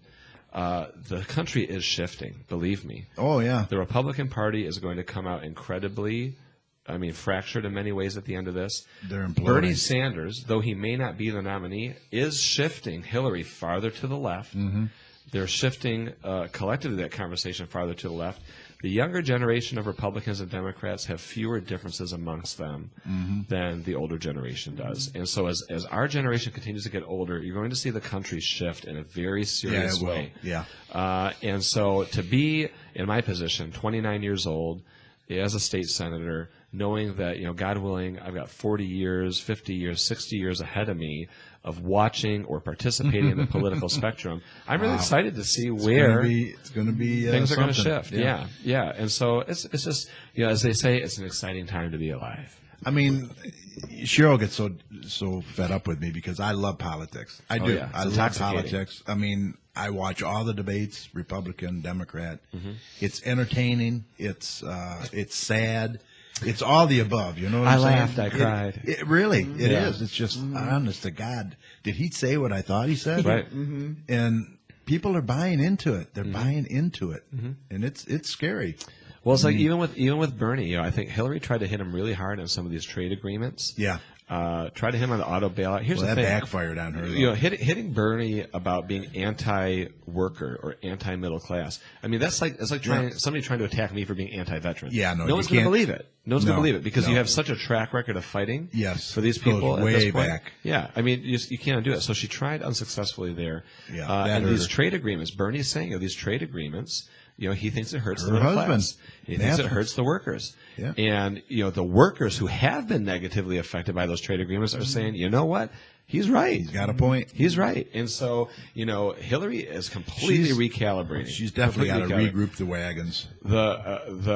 Lansing was shocked when Bernie pulled out I that was win. shocked. When When Bernie I pulled heard out that win, shocked. I mean, that's how close it was. I mean, they called it late. I mean, there was like Yep. 80% of the vote in. They still hadn't called Yep. it. Yep. And I was shocked. And so it makes you wonder how the rest of the Midwest is going to I go. know it.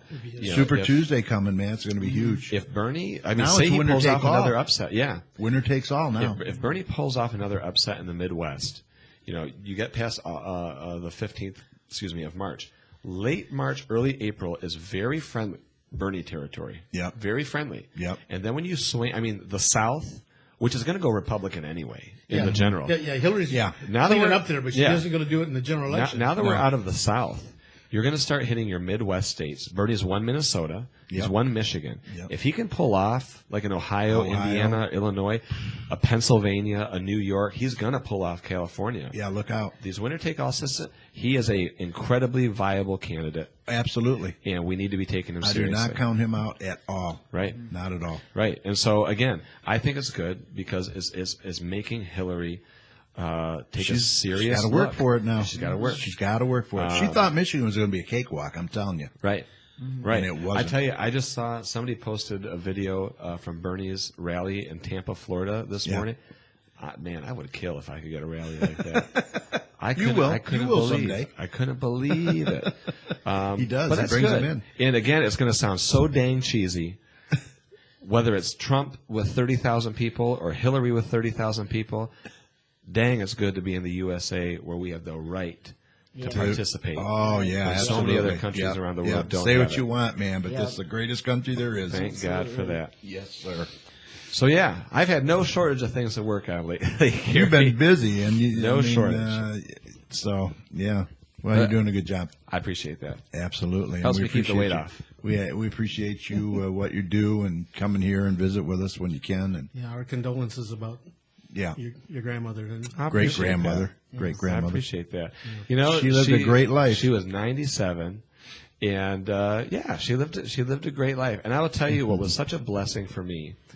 At the end, when I was there, she was over at Presbyterian Village on Yeah, right Cherry over Hill here, in yeah. Westland. Yep. You know, when you get older, you hang on to things, right? That you might just weird, strange things that you might not otherwise hang on to. Mm-hmm. And so there was a couple days at the end where didn't know where she was, didn't know what was going on. She was telling stories from 90 years ago. That's something. But wow. whenever I would go visit, my grandmother or my aunt would say, "Mom, the politician's here." And every time she would say, "Oh, David." Isn't that something? So she kept, never forgot she that. never, yeah. And so, honest to God, Wow. what a blessing. Yeah, And, yeah. and you know, it was a roller coaster for her, but 97 years was a great life. Great And, life. You know, we obviously had, you and Cheryl and Tony and Pat come to the viewing, and others come. Yep. It's just nice to have the community behind you when Oh, you're going yeah, through a tough absolutely. time. You know better than I that. appreciate that, Mike. I appreciate that. I know. All right. Anything else you want to say? I want to mention? go watch that debate. Okay. Yeah, let us get out of here. All right. Well, we'll let you go. If you got to go, you can go. We got a couple more things we got to do here, and then we're going to wrap it up. Right now, I want to get Joey and Holly in here real quick. If you guys have to go, I understand. No deal. Joey and Holly are back, so let's get them in right now. This is Gardening in 2 Minutes. When it comes to seed starting indoors, you have a couple of options or methods that you can use. Simply using outside light that comes through your window to feed your plants the required light that it needs is one way, and it works very effectively. We did this for many years. The second is using artificial light in the form of grow lights. Grow lights are nice because you can control the amount of light and the time of light that your seedlings will get. You can have anywhere from 12 to 18, 10 hours, whatever you see fit or whatever is recommended. They are an investment, and they are something that you, as Joe said, don't necessarily need. They can become quite costly if you buy a more expensive one, use more electricity. But there are options like LED versus tube lights. LED is the new form of grow lights on the market now with an indefinite lifespan. Tube lights, most will recommend you replacing it to the tubes in the light fixtures every 1 to 4 years, and this can get very expensive. There are other forms of grow lights, but LED and tube lights are the most familiar and most popular of the two. When looking at grow lights, it's best to decide what you want to get based on what you're trying to accomplish. If you're just starting seeds in the spring, you probably don't need something as high-powered as if you're going to grow year-round indoors. For more information on grow lights, our weekly video productions, as well as our free downloadable digital quarterly magazine, you can find all that information at The WisconsinVegetableGardener.com. For the health-conscious organic gardener worldwide. For Gardening in 2 Minutes, I'm Joy Baird. I'm Holly Baird. All right. Thanks, guys. Good to have you back. All right. We want to remind all residents that the next city council meeting will be held Monday, March 21st at 7 p.m. in the council chambers at 6000 Middlebelt Road. They urge all residents to attend. I just want to mention once again that if you would like to be a guest on our show, then all you have to do is send us an email at gccommunitychat@gmail.com, and we'll shoot you some available dates, and that's all there is to it.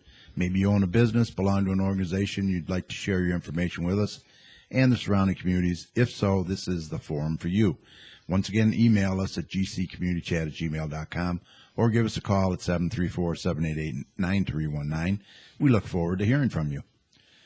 Our show does reach several communities in the area, so if you can get the information about your business or organization to us, we'll be happy to mention it on air for you. Okay, let's cue up the music, get Mike in here, and then we're going to wrap this up.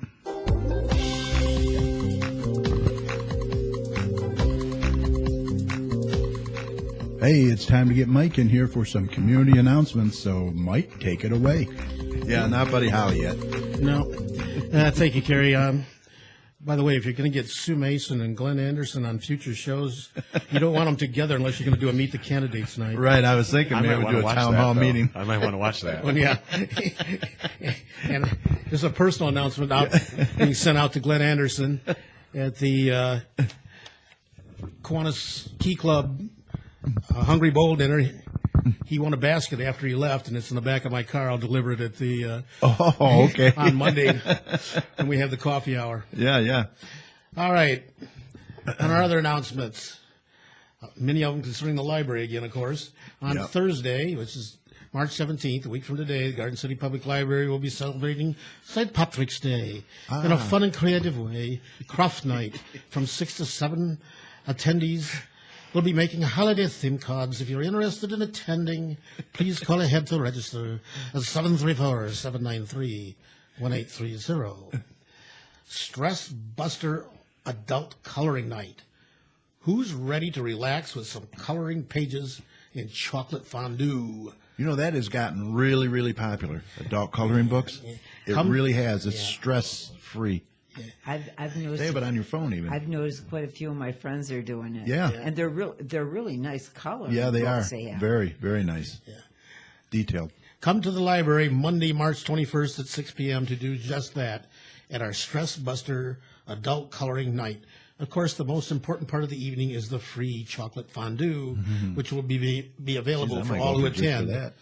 Let us know that you'll be joining us by calling 734-793-1830 to register. Another way you can help the Friends of the Garden City Public Library, if you shop at Kroger, we would love to encourage you to enroll in Kroger's Community Rewards. Kroger is committed to helping communities grow and prosper, and Kroger Community Rewards makes fundraising easy. All you do is shop at Kroger and swipe your Plus card. Year after year, local schools, churches, and other nonprofit organizations will earn millions of dollars through Easy through Kroger Community Rewards, including the Friends of Garden City Library.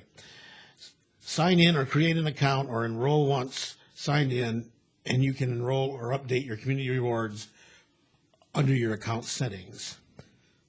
Monthly Bad Horror Movie Meetup. On Wednesday, March 23rd, the Garden City Public Library will be showing Jennifer's Body, starting at 6 p.m., starring Megan Fox. This movie is rated R, and as a free service to our residents, you can take your old or outdated prescription medicines to the Garden City Police Department. There's a box in the lobby to collect and properly dispose of potentially dangerous medicines which are no longer needed. Right. And if you didn't know, the Garden City Public Library offers drop-in computer tutoring every Tuesday from 10 a.m. to 12 p.m. Do you need to brush up on the basics? Come in and take advantage of this great resource. The library is located at 31735 Maplewood Street in Garden City. And for more information, call the same number. I've already given it to you twice. Come on. You know it. Yeah. They have a lot of stuff going on. Yes, they do. Jesus. There's a euchre tournament. Yay. March 12th. That's like this Saturday. Yep. Registration begins at 6 p.m. and games begin at 7. It'll be at Gordon Chevrolet, our good friends there. Good friends. 31850 Ford Road in Garden City, just west of Merriman on Ford Road. Cost is $20 per person. Register with S. Barber at GordonChevrolet.com. Sherry says there's still room. Limited space, so call as soon as possible, or call Sherry Barber at 734-812-5580. Cash prizes for the 3 highest point totals, raffles of 50-50, pizza pop. You must be 21 or older to play. Proceeds to benefit Children's Wishes of Michigan. The Straight Farmhouse is having an Irish afternoon tea on Wednesday, March 23rd from 1 to 3. In the Grand Parlor in the Straight Farmhouse in the Garden City Historical Museum. This historic location, built in 1866, is the perfect setting to enjoy a leisurely afternoon tea. There will be a wide assortment of teas. Choose your favorite, try something new, and enjoy your tea with our homemade tea cakes. Each table comfortably seats 6 to 8 people. Reserve your own table or meet new friends.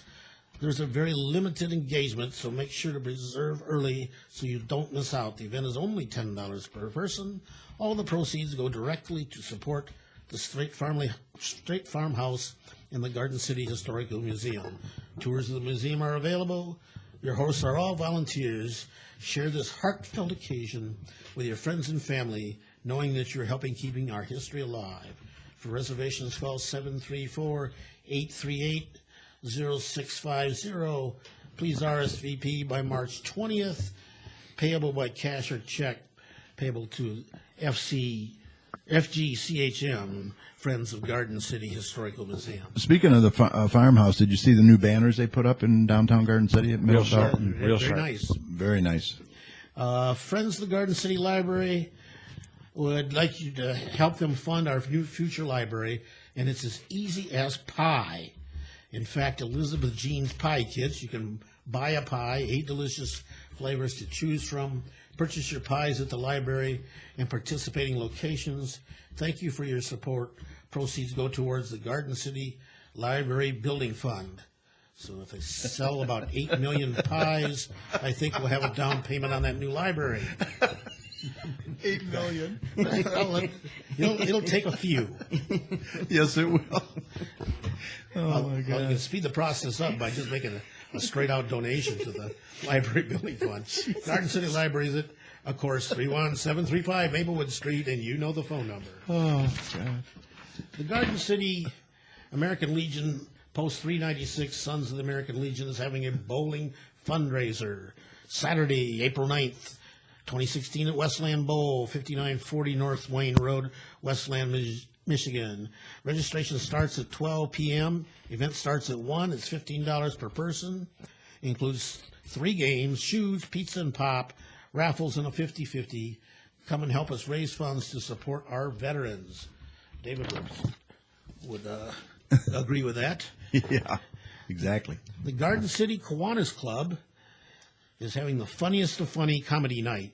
It'll be on Sunday, April 17th from at 2016. Doors open at 4 p.m.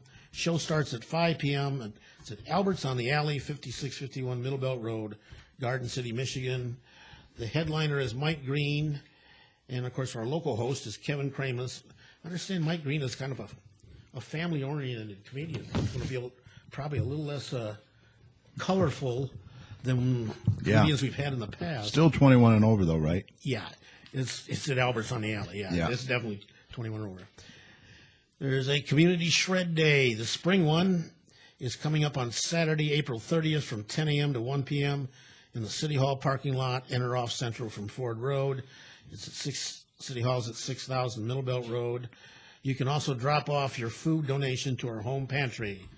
We'll accept up to 5 paper grocery bags or cardboard banker's boxes of sensitive paper documents from Garden City residents and businesses to shred at no charge. Please note, cars must be in line by 12:45. One man's trash can be another man's identity. More than 19 million Americans have been victims of identity-related fraud over the past 2 years. The American Legion Auxiliary Unit wants you to know that it's never too early to think spring. Their Spring Craft and Vendor Show is on Saturday, May 14th from 10 a.m. to 3 p.m. It's $1 admission at St. Mel's Church, 7506 Inkster Road in Dearborn Heights. It's on Inkster Road north of Warren Avenue. There will be a bake sale, food available, 50-50 raffle. You can email the American Legion Auxiliary 396 Craft Show at yahoo.com for more information.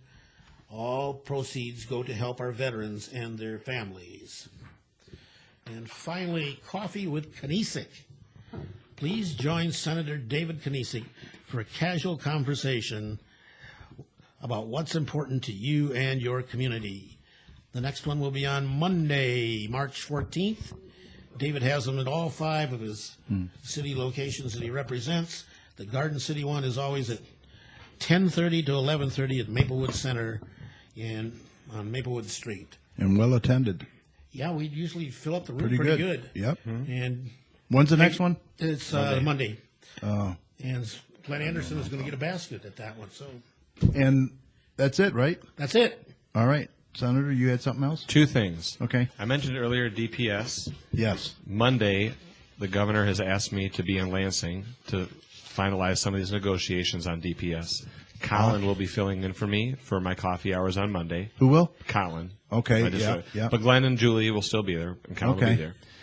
The second thing is, and I thought of it because you mentioned Gordon Chevrolet, we started a new thing this year called, Senator Knezek's Best in Business Awards, if you will. Oh, okay. I think that Democrats just do a really bad job talking about business and small businesses and supporting businesses. Yep. And so January, we were able to do a business called Strictly Sportswear out of Detroit.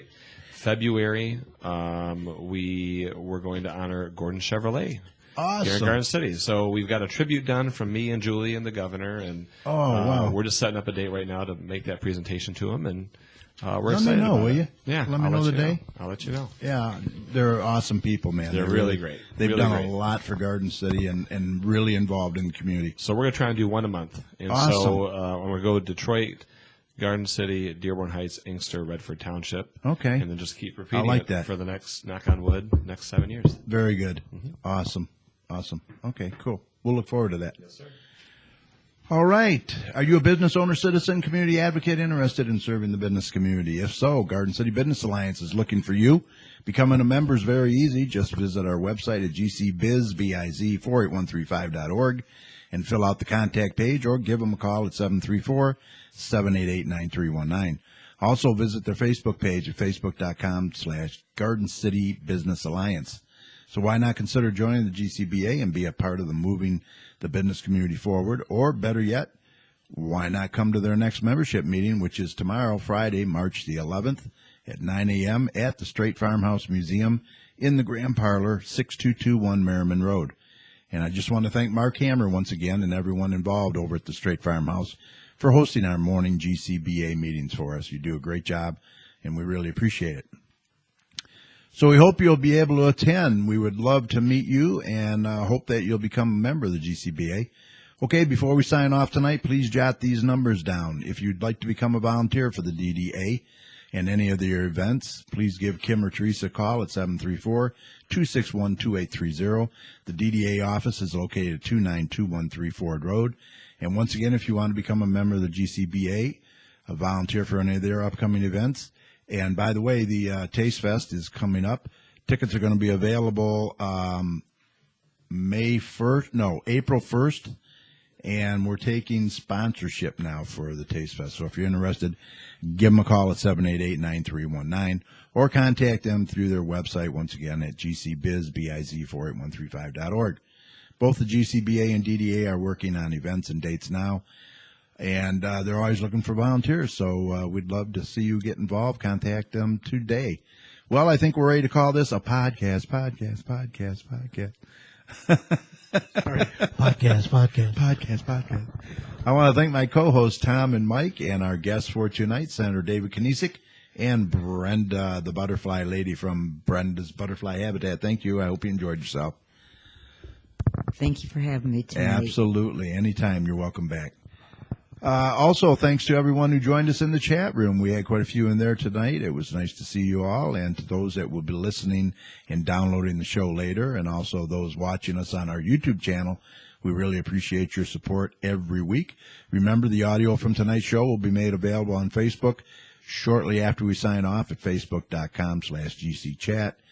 And then the video is going to be made available tomorrow on our YouTube channel at youtube.com/communitychatshow. And don't forget to subscribe. All right, remember, the success of a community depends on the community, so please support your local businesses. And if you see something, say something. Look out for one another out there.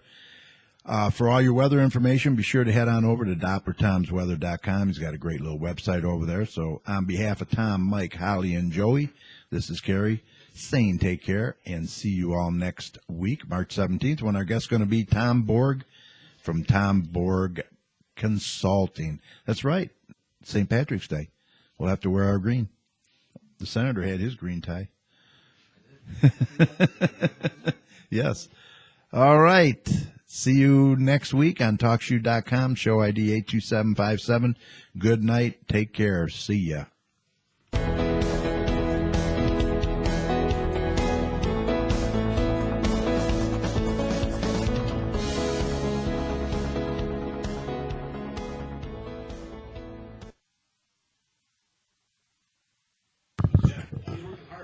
All right. See you guys. Take care. Bye-bye.